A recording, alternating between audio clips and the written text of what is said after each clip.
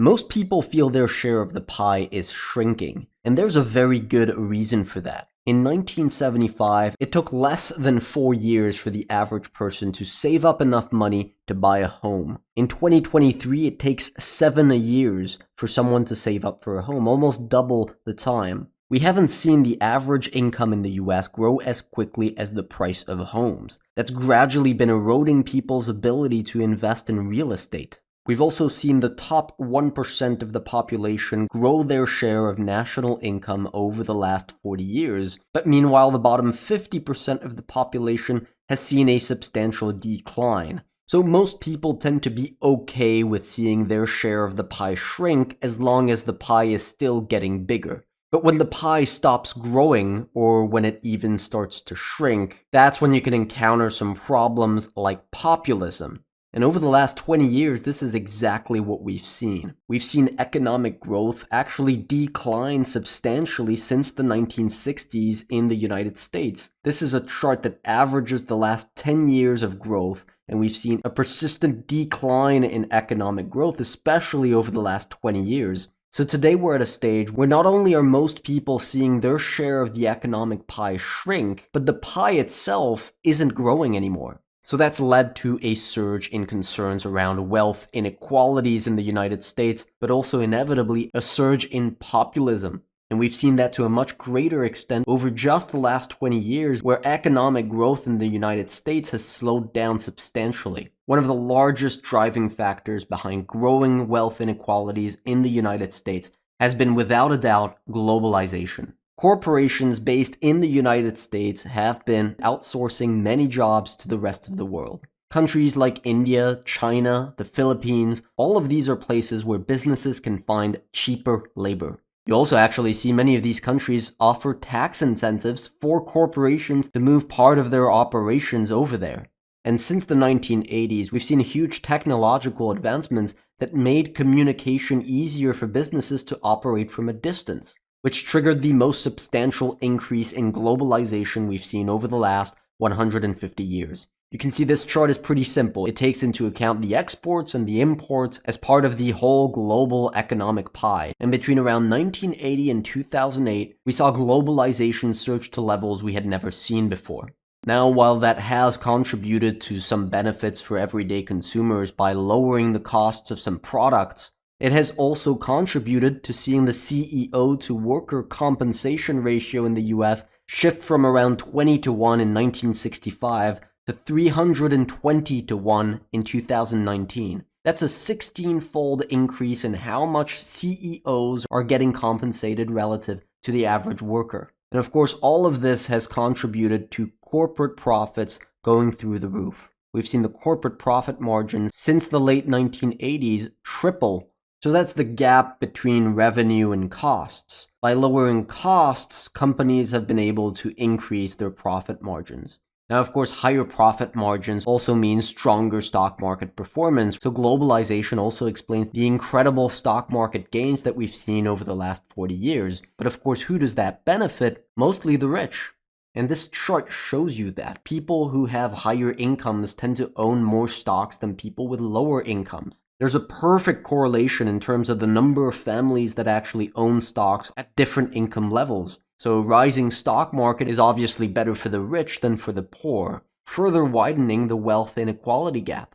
But what does this actually mean for the economy, and should investors even care about this?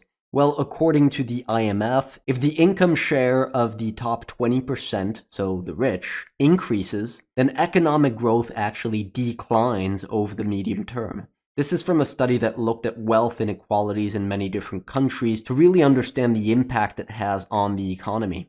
They also found that more wealth inequality means less growth stability.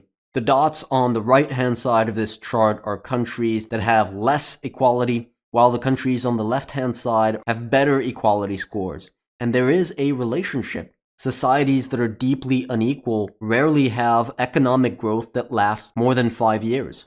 So the rising wealth inequalities we've seen over the last 40 years in the United States could have huge consequences on the future of economic growth and paint a radically different future to the one we have today. Unequal societies have less stable political systems, they tend to have more internal conflict between individuals within the population, and all of that isn't particularly good for long-term growth. Now, the government does have the ability to reverse some of these trends. Globalization, for example, that is responsible for a lot of this, could reverse into deglobalization and potentially undo some of the damage. The government could, for example, incentivize corporations to bring manufacturing back to the United States by investing in things like infrastructure, education, providing financial incentives to companies. Now, of course, these companies, if they decide to come back to the US, they could also choose to use robotics and artificial intelligence instead of hiring US workers to make sure that they keep their profit margins. There is some good news in all of this. Over the last 3 years, the bottom 50% have actually seen their wealth grow by 74%. That's actually a much larger increase than any other part of the population. And it's also a substantially different picture to what we saw in the 2 decades earlier, where the top 1% systematically outperformed the rest of the population. So the economic stimulus that we saw during the COVID pandemic is probably largely responsible for this. This is evidence that the US government has the ability to reverse some of these inequalities that are very concerning for the long-term growth outlook of the United States. But there are 2 major problems with this. First of all, as we've seen over the last couple of years, large economic stimulus like we saw during the pandemic leads to higher levels of inflation.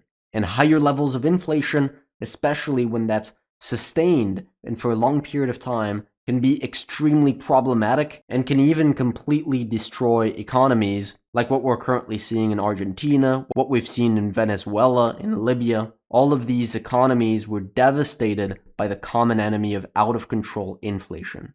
Now, the second big problem with government spending is that government debt is already at worrying levels. Government debt today is currently already twice the size of the US economy, and that's projected to grow exponentially from here.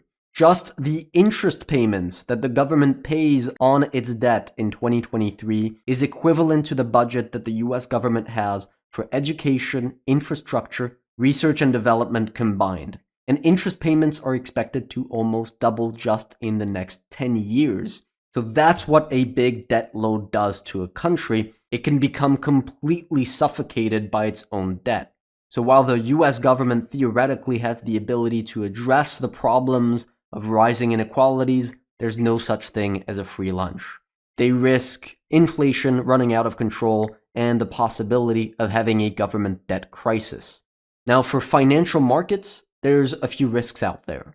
Declining profit margins for corporations over the next decade, more uncertainty around economic growth, the potential for more inflation volatility, the exact path that the economy and markets will be taking, and the opportunities that are going to come up in this type of environment is something that we're looking to do with our clients at Game of Trades. We started Game of Trades exactly 3 years ago to help investors understand and profit from global macroeconomic trends. Today, we want to thank you for following us on this journey. We're doing a 30% discount on all our membership plans. Don't miss that deal.